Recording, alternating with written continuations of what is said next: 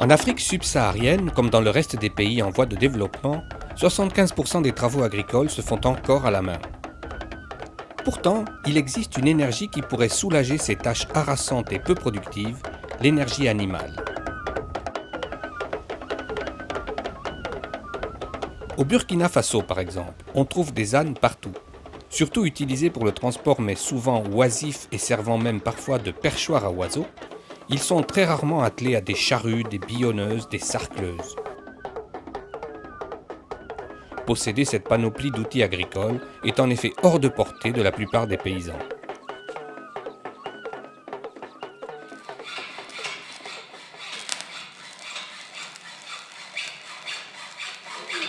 C'est de ce constat qu'est née alors l'idée d'un outil innovant en la matière, la cassine.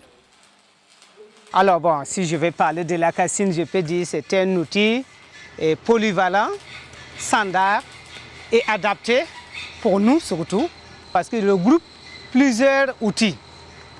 Il regroupe plusieurs outils aujourd'hui et la cassine seule fait le labour, le sarclage, le butage, la sous-soulage, même en souleveuse, même en sémage. Si tu es chez moi, tout de suite tu attelles la cassine et puis il y a des disques billonneuses qu'on peut l'appeler un petit tracteur aujourd'hui, quoi. Fabriquée dans un petit atelier coopératif de Cambouensé, banlieue nord de Ouagadougou, la cassine combine plusieurs idées simples et géniales. Ça, c'est le crossage. C'est ça qui permet à faire tous les différents montages des accessoires sur la cassine. Et c'est ça la différence entre la cassine et les anciens outils. Parce que les anciens outils, si tu veux changer un accessoire, il te faut démonter plusieurs écrous avant de remplacer l'autre. Pourtant ici, nous avons seulement la crossage. Si tu le lèves, et très rapidement, une seconde, tu enlèves ton outil. Un seul porte-outil pour plusieurs usages. C'était simple, il suffisait d'y penser, et l'avantage économique est évident. Mais ce n'est pas tout. Ça, c'est la barre à cran qu'on l'appelle, qui sert à régler le travail de profondeur. Voilà, ça peut, si tu ne veux pas travailler, voilà, là tu sors dans ton sens sans toucher la terre. Et si tu veux travailler, voilà, tu règles comme ça te fait le travail. En plus de profondeur, tu continues à s'enfoncer de plus et ça fait le travail. Légère, polyvalente, la cassine est aussi adaptée à la force, somme toute modeste, d'un animal comme l'âne, qui est moins puissant que le bœuf ou le cheval, mais disponible dans ces régions du Sahel. C'est ainsi que la petite coopérative de Cambouensé et de nombreuses ONG ont entrepris d'initier les paysans du Burkina à son utilisation. Si tu travailles avec la cassine, il y a beaucoup de travail que tu peux faire. Et si c'était avec la charrue ou manga, tu ne pouvais pas le faire. Voilà. Par exemple, le bitage, bon, la cassine peut faire, le oumanga ne peut pas le faire. À l'époque, là, c'est pas comme ça. On laboure, commence beaucoup les hectares, on récolte que un peu, ça ne suffit pas. Mais ça, là, si on récolte un hectare, vraiment, c'est très, très important. C'est plus qu'avant. Avant, je ne pouvais pas avoir beaucoup de mil, beaucoup d'haricots, beaucoup de sésame. Même cette année, j'ai eu le sésame jusqu'à 4 sacs avec la cassine. Parce que les années passées, je ne pouvais pas les avoir parce que ce n'était pas facile. Mais maintenant, c'est très facile. Donc, quand on gagne quelque chose de plus, ça veut dire que tu peux maintenant bien vivre.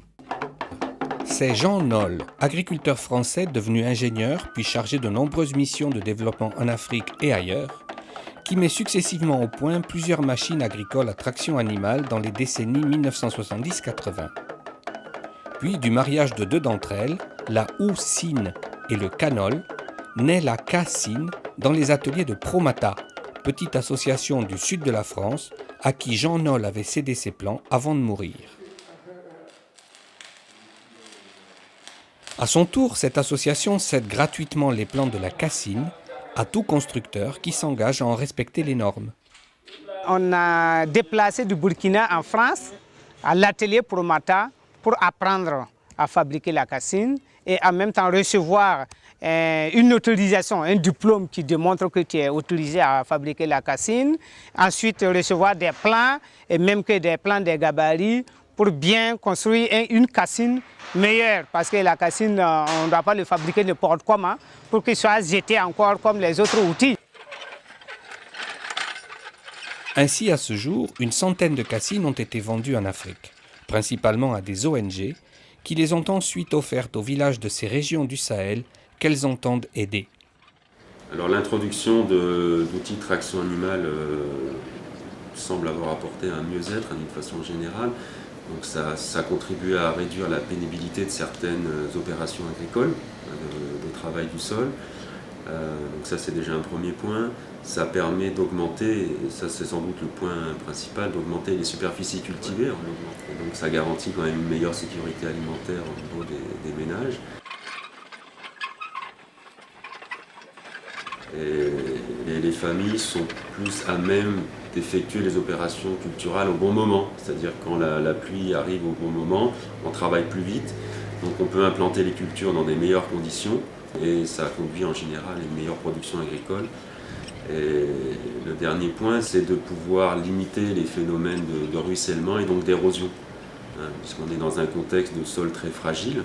Donc l'intérêt d'outils comme la cassine, c'est justement de limiter le travail juste sur la ligne qu'on va produire, et donc de réduire les phénomènes d'érosion et de réduire les risques de dégradation des sols. C'est tout à fait intéressant de limiter donc, tous ces phénomènes avec des outils appropriés.